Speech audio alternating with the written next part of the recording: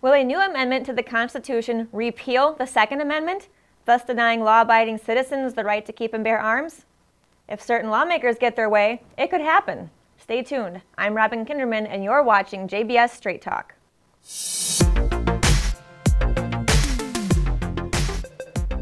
On March 5th, a group of legislators in the Hawaii Senate introduced two identical resolutions urging Congress to either outright repeal or clarify the meaning behind the Second Amendment.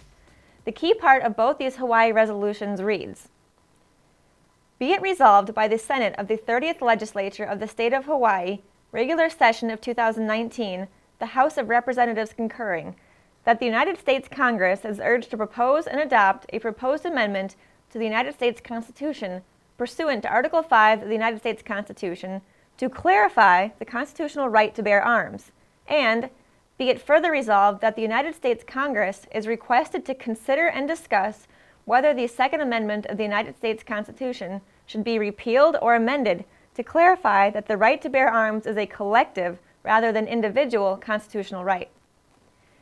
In an online article published on thenewamerican.com, Christian Gomez wrote, "This proposal to deny Americans their right to possess firearms underscores the serious dangers of amending the federal Constitution in this current age. And although neither resolution is an application to Congress to call a convention for proposing amendments, they offer a preview into the type of amendments that a Hawaii delegation to such a convention would propose, should one be called by Congress."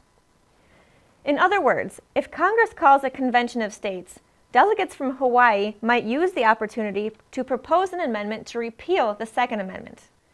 And despite what advocates for a modern-day convention of states might say, the fact of the matter is that the delegates to a convention could easily come up with their own mode of ratification, making it possible to ratify any amendment they wish.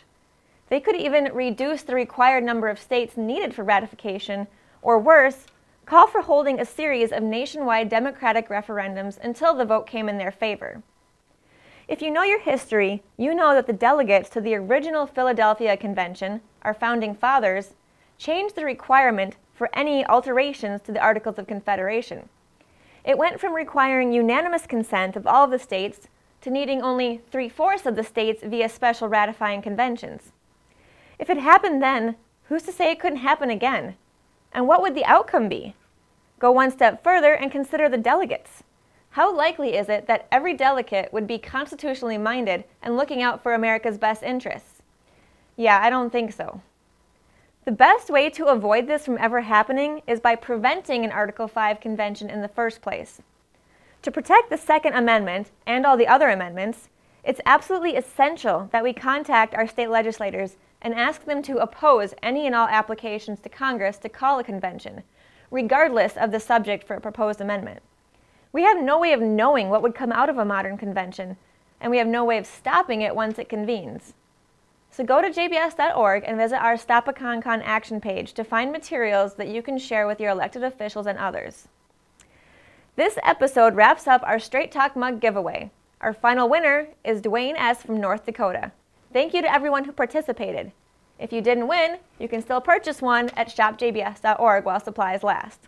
Until next time, take care and God bless.